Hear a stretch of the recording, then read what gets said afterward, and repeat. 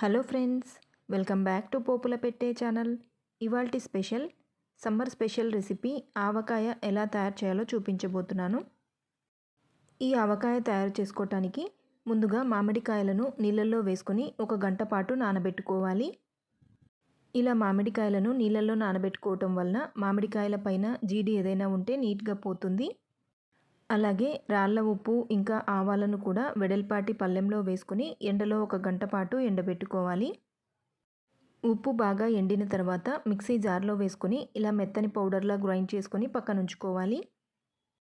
ఇంకా 3 table spoons మెంతులను ఇలా దోరగా వేయించి పెట్టుకోవాలి. ముందుగా ఎండబెట్టి ఉంచుకున్న ఆవాలను మిక్సీ జార్లోకి వేసుకొని వేయించి పెట్టుకున్న మెంతులను కూడా వేసి కాస్త రఫ్గా గ్రైండ్ చేసుకోవాలి. ఇదే విధంగా ఎండబెట్టి ఉంచుకున్న ఆవాలన్నింటినీ వేయించుకున్న మెంతులను కూడా వేసుకొని మరీ మెత్తని పౌడర్లా కాకుండా కాస్త బరకగా గ్రైండ్ చేసుకోవాలి. మామిడికాయలను తడి లేకుండా నీట్గా తుడుచుకొని ఇలా టెంకతో పాటు చిన్న ముక్కలుగా కట్ చేసుకోవాలి. ముక్కలను ఇలా టెంకతో పాటు కట్ చేయటం వలన ముక్క త్వరగా మెత్తబడకుండా ఉంటుంది. టెంక పైన లైట్గా పొరలాగా ఉంటుంది. ఆ పొరను తీసుకొని ఇలా నీట్గా తుడుచుకొని పక్కనుంచుకోవాలి. ఇప్పుడు అల్లం వెల్లుల్లిని గ్రైండ్ చేసుకుందాం. 150 గ్రామ్స్ వెల్లుల్లి రెబ్బలని పొట్టు ఒలుచుకొని పెట్టుకోవాలి.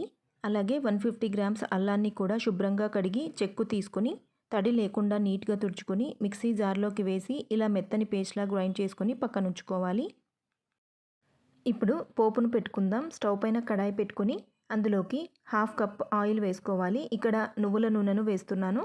ఆయిల్ వేడైన తర్వాత ఆవాలు ఇంకా జీలకర్ర వేసుకొని పోపు దినుసులు చిటపటలాడిన తర్వాత 1/2 టీ స్పూన్ పసుపు ఇంకా ఇంగువని వేసుకోవాలి. పసుపు ఇంకా ఇంగువ వేసుకున్న తర్వాత ముందుగా గ్రైండ్ చేసి పెట్టుకున్న అల్లం వెల్లుల్లి పేస్ట్ని వేసుకోవాలి. అల్లం వెల్లుల్లి పేస్ట్ని వేసుకొని స్టవ్ను సిమ్లో ఉంచుకొని 2 మినిట్స్ పాటు వేయించుకోవాలి. అల్లం వెల్లుల్లి పేస్ట్ వేశాక ఎక్కువసేపు వేయించాల్సిన అవసరం లేదు. జస్ట్ 2 మినిట్స్ వేయించుకొని స్టవ్ ఆఫ్ చేసుకోవాలి. ఇలా 2 మినిట్స్ వేగిన తర్వాత స్టవ్ ఆఫ్ చేసుకొని ఈ పోపు మిశ్రమాన్ని పూర్తిగా చల్లారనివ్వాలి. ఇప్పుడు ఆవకాయని కలుపుకుందాం. ఒక వెడల్పాటి బౌల్ తీసుకొని అందులోకి కట్ చేసి పెట్టుకున్న మామిడికాయలను కొలుచుకోవాలి. మనం మామిడికాయ ముక్కలను ఏ గిన్నెతో అయితే కొలుచుకుంటామో మిగతా ఇంగ్రీడియంట్స్ అన్నింటినీ కూడా అదే గిన్నెతో కొలుచుకోవాలి. ఇక్కడ 5 కప్పుల మామిడికాయ ముక్కలను తీసుకుంటున్నాను. ఇలా మామిడికాయ ముక్కలను ఒక బౌల్లోకి వేసుకొని ఇందులోకి నూనె వేసి కలుపుకోవాలి. ఇక్కడ నువ్వుల నూనెను వేస్తున్నాను. ఆవకాయ చేసుకోవటానికి నువ్వుల నూనెను కానీ లేదంటే పల్లి నూనెను కానీ వాడితే టేస్ట్ చాలా బాగుంటుంది. ఇలా నూనె వేసుకొని ముక్కలకు మొత్తం నూనె పట్టే విధంగా కలుపుకోవాలి. ఇలా ముక్కలకు నూనె వేసి కలుపుకోవటం వలన ముక్క తొందరగా మెత్తబడకుండా ఉంటుంది. ఇలా మామిడికాయ ముక్కల్లోకి నూనె కలుపుకొని పక్కనుంచుకోవాలి. ఇప్పుడు వేరొక బౌల్లోకి 1/4 కప్పు కంటే కాస్త ఎక్కువగా ఉప్పు ఇంకా 1 కప్పు కారం వేసుకోవాలి. ఇక్కడ నేను 3 మ్యాంగో మిర్చి పౌడర్ని వాడుతున్నాను. అలాగే 1/4 కప్పు ఆవాల మెంతుల పొడిని కూడా వేసుకొని మొత్తం బాగా మిక్స్ చేసుకోవాలి. నార్మల్గా అయితే 5 గిన్నెల మామిడికాయ ముక్కలకి 1 కప్పు ఉప్పు, 1 కప్పు కారం ఇంకా 1/4 కప్పు ఆవాల పొడి వేస్తారు. ముందుగా ఉప్పు కాస్త తక్కువగా వేసుకోండి. టేస్ట్ చెక్ చేసుకొని మరలా కావాలంటే కలుపుకోవచ్చు. ఉప్పు, కారం, ఆవాల మెంతుల పొడిని వేసి మొత్తం బాగా మిక్స్ చేసుకున్న తర్వాత ఇందులోకి ముందుగా పోపును పెట్టుకున్నాం కదా, ఆ పోపు మిశ్రమాన్ని కొద్దిగా వేసుకోవాలి. ఇక్కడ నేను ఆవకాయని 2 బ్యాచెస్ లాగా పెడుతున్నాను. కొద్దిగా ఇప్పుడు వేశాను పోపు మిశ్రమాన్ని, మిగతా మిశ్రమాన్ని నెక్స్ట్ బ్యాచ్లో వేస్తాను. ఇలా అల్లం వెల్లుల్లి పేస్ట్ వేసుకున్న పోపును వేసి కలుపుకున్న తర్వాత ఈ కారం మిశ్రమాన్ని మొత్తం మామిడికాయ ముక్కల్లో వేసుకొని కలుపుకోవాలి.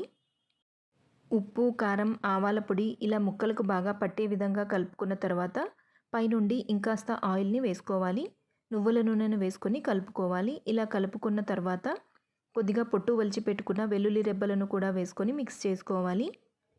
ఈ వెల్లుల్లి రెబ్బలు ఊరిన తర్వాత చాలా టేస్టీగా ఉంటాయి. ఇలా కలిపి మూత పెట్టి 1 రోజు పాటు పక్కనుంచుకోవాలి. చూడండి, నెక్స్ట్ డేకి ఇలా ఆయిల్ మొత్తం పైకి తేలి ఉంటుంది.